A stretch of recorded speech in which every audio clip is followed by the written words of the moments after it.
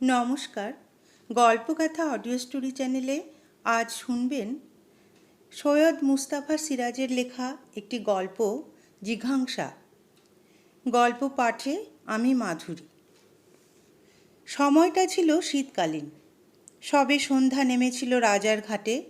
সেই সঙ্গে বৃষ্টিও এসেছিল ঝিরঝিরিয়ে। বাতাস বইছিল জোরে।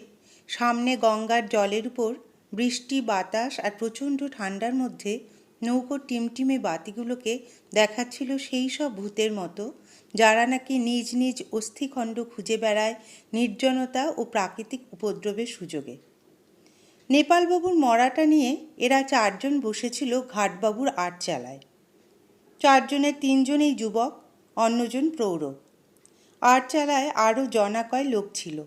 তারা কেউ শহর ফেরা ব্যাপারী, কেউ মামলাবাজ, আরও কয়েকজন।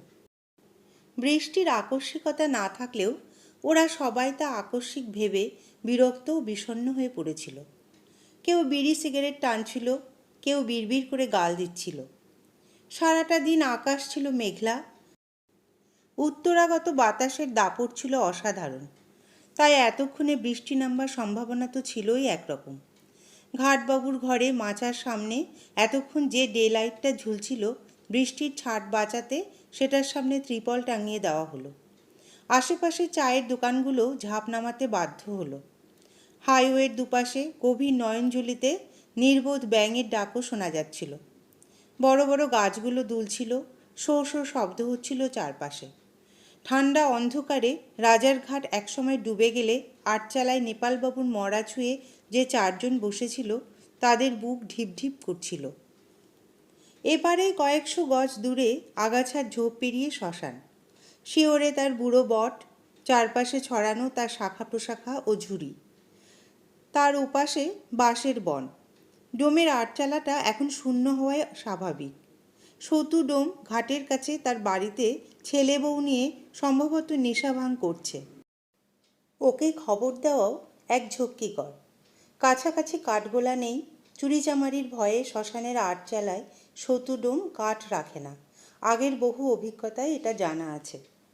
সব বাহকদের মধ্যে যে প্রৌঢ়, তার নাম রাখাল। সে বলছিল নেপালদার বরাত, সারা জীবন দুঃখ কষ্টে কাটল, মরেও কি রেহাই আছে রে বাবা। সন্তোষ সম্পর্কে নেপালবাবুর ভাইপো। সে বলল, বৃষ্টি সহজে ছাড়বে বলে মনে হয় না। কতক্ষণ বসে থাকবে? বরং সতু ফতু বাদ দাও রাখালকা, আমরা এগোই। বিনোদ বলল, কিন্তু কাঠ? রাখাল বলল, কাঠ সতুর বাড়ি থেকে নিয়ে আসা যাক। সুনীল আমার সঙ্গে চল দেখি বাবা। সুনীল অন্ধকারে খিলখিল করে হাসছিল। বলল, বৃষ্টিতে মরা পুড়বে, চাঁদা করে খানিক ঘি আনলে হতো। আর ঘি? রাখালও হাসল। নেপালদার জন্য চাঁদার নাম শুনলে রানীচক তেড়ে মারতে আসতো না? সে কথা ঠিকই। ৩৬ জাতের উচ্ছিষ্ট খেকো, তাই গুন্ডা ডাকু মানুষ এই নেপালদা। মদ, মেয়ে মানুষ তো সামান্য ব্যাপার। কোন দুষ্কর্ম বাকি ছিল জীবনে তার? ওরা চারজনে নেপালবাবু সম্পর্কে এই কথা ভাবছিল। ভাবতে ভাবতে তার মরাটার উপরই বিরক্ত হচ্ছিল। ৫ মাইল পথ ওরা সেটা বহন করেছে। পুড়িয়ে ফিরে গেলে আবার কি অনিশ্চিত ভবিষ্যৎ আছে কেউ জানে না। যে মরা কেউ ছুতে যায়নি, বরং অনেকে পরামর্শ দিয়েছিল পঞ্চায়েতের খরচায় মুদ্দ ফরাস দিয়ে মাঠের ভাগাড়ে ফেলে আসতে। সেই মরা ওরা চারজনে গঙ্গা তীরে নিয়ে এসেছে। কোন আকস্মিক উৎসাহ রানীচকের অজস্র মানুষের মধ্যে মাত্র এই চারজন মানুষকে এমন কাজটা করালো, ওরা বলতে পারে না। শুধু মনে হয় পৃথিবীতে নানা রকম মানুষেরই তো থাকবার কথা। কত রকম মতামত, কত সব বৈচিত্র্য। এদের পরস্পর কথা বলতে শুনে অন্যান্য লোকগুলো ক্রমে ক্রমে নীরবতা ভাঙল। এরা যেন জানতো না এতক্ষণ যাবৎ একটা মরার পাশে আশ্রয় নিয়েছে। কে গেলেন গো? প্রথম প্রশ্ন উঠল কোণের দিকে। জবাব রাখাল দিল, রানীচকের। রানীচকের তো অনেককেই চিনি, নাম? একটুখানি বিরক্তি চেপে রাখাল বলে, নেপাল বারুজ্জে। প্রশ্নকর্তা অন্ধকারে যেন খসখস করে নড়ে উঠল। বললে, নেপাল বারুজ্জে মারা গেলেন? আশ্চর্য।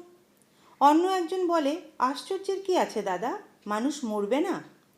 না, তা বলছি নে, কিন্তু নেপালবাবু। হেরে গলায় বলতে শোনা যায়, ও নেপালি বলুন আর এই বলুন, একই কথা। তা নেপালবাবুটি কে? রাখাল বলে, আপনার মুখেই তো জবাব রয়েছে, একই কথা। নাকি বললেন না? হেরে গলা অপ্রস্তুত হাসবার চেষ্টা করে। হ্যাঁ, মানে মৃত্যুর পর সবাই সমান, তবে জীবিতকালের একটা পরিচয় থাকে কি না? রাখাল শান্তস্বরে বলে, থাকে। নেপালদার পূর্বপুরুষ ছিলেন জমিদার। অবশ্যই নেপালদা ছেঁড়া কাঁথার মানুষ হয়েছিলেন, তবে ছেলেবেলায় অনাথ হলে যে দশা হয় আর কি। কথা কেড়ে নেয় প্রথম প্রশ্নকর্তা। লোকে ওর নাম দিয়েছিল নেপাল গুন্ডা। স্বদেশেও করেছিলেন কিছুকাল। কেন যে ছেড়ে দিলেন তাও জানি না। একবার এই ঘাটের উপর একটা পুলিশ খুন করেছিলেন। ফের খুনোখুনি গুন্ডামি রাহাজানি। রাখাল বলে, অনেক কিছু জানেন দেখছি। মশাইয়ের নাম? কোথায় থাকেন? চিনবেন না, তবে নেপালবাবুকে আমি চিনতাম। শুধু দূরের চেনা নয়, প্রায় প্রতিদিনই আমাদের দেখা সাক্ষাৎ হতো বলতে পারেন। তারপর এক বিশ্রী ঘটনায় ব্যাপারটার ছেদ পড়ে গেল। তাই নাকি? বেশ আশ্চর্য লাগছে। রাখাল একটু অন্তরঙ্গভাবে বলে। আমারও, কারণ এতদিন পর ফের নেপালবাবুর মুখোমুখি এসে যাব ভাবতেই পারিনি। বলবেন মরার মুখোমুখি হয়েছি, এ কথার কোনো অর্থ হয় না, সত্যিই হয় না। এমনকি নেপালবাবু এখন বেঁচে থাকলেও এই মুখোমুখি হওয়ার অর্থ থাকতো না, কারণ এখন আমি পুরোপুরি অন্ধ। অন্ধকার আটচালায় হঠাৎ সব স্পন্দন কিছুক্ষণের জন্য থেমেছে। কেবল থামেনি বাইরের প্রাকৃতিক উপদ্রব। বৃষ্টি ক্রমশ জোর হয়েছে, বাতাস বেড়েছে। আটচালার 3 দিক বন্ধ এবং সেটা দক্ষিণের দিকে খোলা, তাই আশ্রয় হিসাবে নিরাপদ কিছুটা। দেশলাই জেলে সিগারেট ধরাচ্ছিল লোকটা, যেন তার উক্তির যথার্থতা প্রমাণের জন্যই সিগারেট জ্বালছিল। সেই স্বল্প ক্ষণস্থায়ী আলোয় দেখা গেল ওর নাকের দুপাশ থেকে কপালে ভুরু অবধি এক কোচর পোড়া কালচে মাংস। দুটি চোখের কোণ চিহ্ন খুঁজে পাওয়া কঠিন। সম্ভবত কোনো ভীষণ দুর্ঘটনার ফলেই এমন অবস্থা। কিন্তু হঠাৎ আলোর ঝলকে দেখা ওই মুখ বড় বীভৎস দেখালো। শ্মশানের অলৌকিক পিশাচের চেহারা বুঝি এমনই। এই পরিবেশের মধ্যে ওই মুখের উপস্থিতি, বিশেষত একটা মরার পাশে, বিস্ময় তক্ষুনি আতঙ্কে মিশে এদের সবার মনে একটা ঘোরতর অসুচিতা ছড়িয়ে দিয়েছে। সবচেয়ে কম বয়সী সুনীল বলে ওঠে, রাখালকা, চলুন সতুকে ডেকে আনি। ব্যাপারীদের কেউ বলে, সতু এখন মাঝগাঙে সাঁতার দিচ্ছে বাবু, বৃথা চেষ্টা। খানিক অপেক্ষা করুন, বরং অকাল বাদলা ছেড়ে যাবে শিগগির। রাখাল অন্য কথা ভাবছিল। অন্ধের মুখটা তার পরিচিত মনে হচ্ছে। অন্ধ হবার আগেই কোথাও লোকটিকে সে দেখেছে। ওই কপাল ও ঠোঁট, চিবুক বেশ চেনা মনে হয়। সে একটু গলা ছেড়ে বলে, মশাইয়ের পরিচয় পেলাম না কিন্তু। কোথাও দেখেছি মনে হচ্ছে। অন্ধ হাসল। সাবধানে হাতের তালুতে সিগারেটের ছাই ফেলছিল সে। দেখা গেল জ্বলন্ত দেশলাই কাঠিটা এখনও তার হাতের তালুতে রয়েছে। আশ্চর্য সহ্য শক্তি।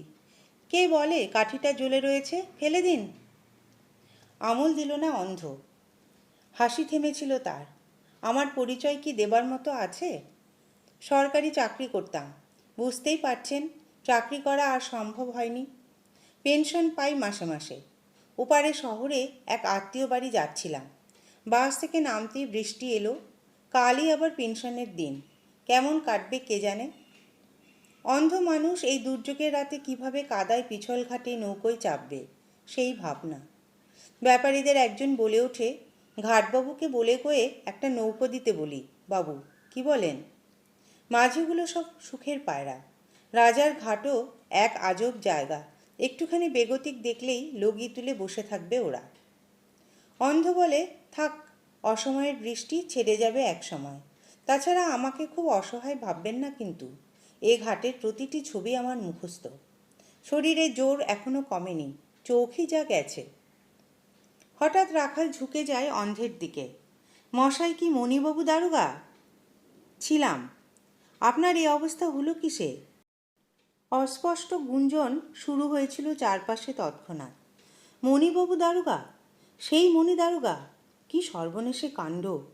জেলার যেসব থানায় এই ভদ্রলোক গেছেন, বাঘা বাঘা অপরাধী দেশ ছেড়ে পালিয়েছে। তার উপর স্বয়ং বদনামও বড় কম অর্জন করেননি। মদ, মেয়ে মানুষ, জুয়া, সর্ববিষয়ে বিশারদ। রাখালের বিস্ময় আস্তে আস্তে বিষণ্ণতায় মিয়ে পড়ছিল। নেপালদার ঘোর প্রতিদ্বন্দ্বী শত্রু মণি দারোগাও আজ অন্ধ। ব্যাপারটায় কোনো আইন বেআইনের প্রশ্ন থাকলে ভাববার মতো কিছু খুঁজে পাওয়া যেত না। রাখালের মনে হচ্ছিল সরমা যদি এখন ঠিক এমনি আকস্মিকভাবে এখানে থাকতো তাহলেই সম্পূর্ণ হতো নাটকটা। মণিবাবুকে জিজ্ঞেস করবে নাকি সরমা কোথায়? উনি নিশ্চিত জানেন। রানীচক থেকে যে রাতে নেপালদার আদেশে রাখাল গর্ভিণী সরমাকে শহরের হাসপাতালে নিয়ে এসেছিল, সেই রাতেই পথে মুখোমুখি পড়ে গেল মণি দারোগার। বাঁকের মুখে আলো দেখে পাশের ঝোপে লুকিয়ে পড়ে দুজনে। হাসপাতালে সরমার একটি ছেলে হয়েছিল। সে ছেলের মুখে নাকি নেপালদার কোনো চিহ্ন ছিল না। নেপালদার রাখালকে ইশারায় বলেছিলেন কথাটা। বলেছিলেন, জীবনের মানুষের উপর ঘেন্না ধরে গেছে হে রাখাল। যে কটা দিন বাঁচব ঘেন্না করেই বাঁচব। সরমাকে কেউ আর ফিরতে দেখেনি রানীচক। ছোট তরফের বিধবা জমিদার গিন্নি সরমার নামে গাজনে ছড়া আর কম বাঁধেনি লোকে। সে আজ কতদিনের কথা। রাখাল বলে, আচ্ছা মণিবাবু, আপনার চোখ অন্ধ হলো কেমন করে? আগুনে পুড়ে। রাখালের ইচ্ছে হলো শুয়োর। কিসের আগুন? পারল না। সুনীল উঠেছে ওইদিকে। সে হাত বাড়িয়ে বাইরে বৃষ্টির আঁচ করছিল। বলল, এসো, কে যাবে? ব্যাটা না এলে কাঠই নিয়ে আসবো বরং। খানিক পরে কাঠ এসে যায়। সতু আসে না, কিন্তু কাঠের বোঝা এক সমস্যা হয়ে দাঁড়ায় শেষে। মাত্র 4 জন মানুষ, 4 জনই দৈহিক শক্তিতে খুব একটা পটু নয়। ক্লান্তিতে উদ্বেগে ওরা কাতর। অগত্যা মরার উপর কাঠের বোঝাটা রাখবার মতলব করেছিল ওরা।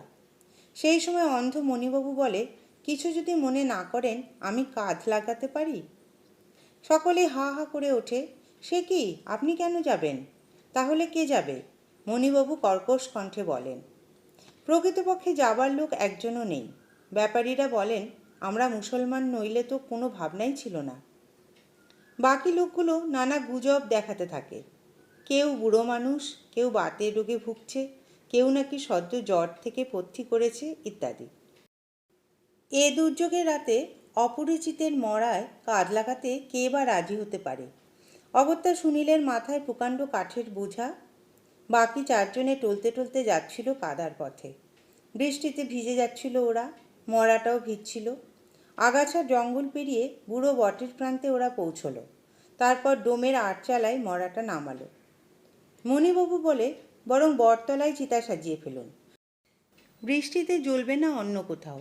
কিন্তু কেরোসিন এনেছেন তো? এরা মাথা নাড়ে। কেরোসিন তো দূরের কথা, একটা হ্যারিকেন আনবার কথাও কারোর মাথায় ছিল না। একটা পাপের পিণ্ড যত দ্রুত পারে রানীচকের সামাজিক মাটি থেকে তুলে সরিয়ে আনতে যেন ব্যস্ত হয়েছিল ওরা। এরা বুঝতে পারে সমাজের প্রতি ভয় তাদের একটু অতিরিক্ত মাত্রায় যেন রয়ে গেছে। নাকি যে ব্যস্ততায় মানুষ ঘৃণার বস্তু দ্রুত ফেলে দেয় লাথি মেরে, নাকি যে দ্রুততায় মানুষ আতঙ্কের বস্তু ঝেড়ে ফেলে পা থেকে। রাখাল যেন পায়ে জড়িয়ে যাওয়া একটা মরার গোখরো ঝেড়ে ফেলবার ব্যস্ততায় এই নেতৃত্ব নিয়েছিল। তার সব সাহস উদারতার মূলে কৃতজ্ঞতা ছিল না মোটে, ছিল যেন বা এক আতঙ্কের বিভ্রম। এখন তার ইচ্ছে করে মরাটা অগত্যা জলে ফেলেই দেবে। মরবার সময় নেপালদা বলেছিল তাকে যেন দয়া করে পোড়ানো হয়। গলায় ঘর ঘর শব্দ হচ্ছিল। তখনও সেই করুণার জন্য তার কি ব্যাকুল আবেদন। সে বলতে চেষ্টা করছিল, নেপাল বাড়িটিকে কেউ হারাতে পারেনি কোনো দিন। তার দেহে আঁচড় দেবারও সাধ্য ছিল না কারোর। তার মৃতদেহে জন্তুরা আঘাত করবে এটা যে উচিত নয়, রাখালেরও মনে হয়েছিল সে কথা। কিন্তু দৈব প্রতিকূল। মণি দারোগা বলে, আমি অন্ধ, আপনারাও এখন তদ্রূপ। কেউ কিছু পাচ্ছি না, এমনকি নেপালবাবু তিনিও কিছু দেখতে পাচ্ছেন না। কি বিচিত্র পরিস্থিতি। হঠাৎ রাখাল বলে ওঠে, সরমাদি কোথায় মণিবাবু? শুনেছিলাম হাসপাতাল থেকেই সে উধাও হয়েছিল। হ্যাঁ, তারপর? তার সেই ছেলেটি কি বেঁচে ছিল? না, সরমাও পরে মারা যায়। সে কি? হয়তো ভুলের প্রায়শ্চিত্ত করতে আগুন জ্বেলে দিয়েছিল নিজের দেহে। আমি তার জ্বলন্ত দেহ জড়িয়ে ধরেছিলাম। সেই বোকামিতে চোখ দুটো গেল। কিন্তু আমার জ্বালা রাবণের চিতার মতো রয়ে গেল, বুঝলেন? ভাবলাম যদি কোনোদিন নেপাল বাড়িটিকে সামনে পাই। একটু চুপ করে থেকে রাখাল বলে, একটু আগে আপনি বলেছিলেন আমরা কেউ কিছু দেখতে পাচ্ছি না। হ্যাঁ, অন্ধকার বড় বেশি, তাই না? তা নয় মণিবাবু, আমি কিন্তু দেখতে পাচ্ছি। আপনি সরে আসুন। একটা নড়াচড়ার শব্দ ওঠে। মণিবাবু হাঁপাতে হাঁপাতে বলে, কি কি দেখতে পাচ্ছেন আপনি? রাখাল হিংস্রভাবে চিৎকার করে, সন্তোষ, সুনীল, বিনোদ, তোরা ওকে ঘিরে দাঁড়া, পালাতে দিস নে পিশাচটাকে। পরক্ষণেই সে দেশলাই জ্বালে। সেই আলোয় দেখা যায় দৃশ্যটা। এতক্ষণ ধরে মণিদারোগা মরার দুটো চোখ খুবলে তোলবার চেষ্টা করছে। তার দুটো আঙ্গুল, হাতের তালু এবং মরার মুখটা কালচে রক্তে বিভৎস হয়ে গেছে। খুবই ভয়ঙ্কর দেখাচ্ছে নেপালবাবুর মুখটা। আলো নিভে আসার মুহূর্তে দেখা গেল সবভোজী আক্রান্ত শেয়ালের মতো ভীত। অন্ধ লোকটি কোণের দিকে সরে যাচ্ছে। অমানসিক ক্রোধে গর্জন করে ওঠে চারজন মানুষ। চেলাকার তুলে নেয় ক্ষিপ্র হাতে, কিন্তু প্রচণ্ড ধাক্কায় সরিয়ে মণিদারোগা বাইরে বৃষ্টির মধ্যে ছিটকে পড়ে। রাখালি আগে ছুটে যায় চিৎকার করে, মার মার। গঙ্গার কিনায় পৌঁছেই মণিদারোগা হঠাৎ ঝাঁপ দেয় জলে। অতল ঠান্ডা জলে আলোড়ন ওঠে। তারপর যেন সেই আলোড়নময় অন্ধকার বৃষ্টিভরা তরল ও ঠান্ডা ব্যাপকতার ভাঁজে ভাঁজে একটা ভয়াবহ অট্টহাসির শব্দ ভাঙচুর হতে হতে মিলিয়ে যায় দূরের দিকে। সিক্ত দেহ খরগোশের মতো কান খাড়া করে ওরা চারজন নিঃশব্দে দাঁড়িয়ে থাকে শুধু। শুনছিলেন সৈয়দ মুস্তফা সিরাজের গল্প জিঘাংসা। যদি ভালো লাগে চ্যানেলটিতে লাইক, শেয়ার, কমেন্ট করবেন আর অনুরোধ করব সাবস্ক্রাইব করে পাশে থাকবেন।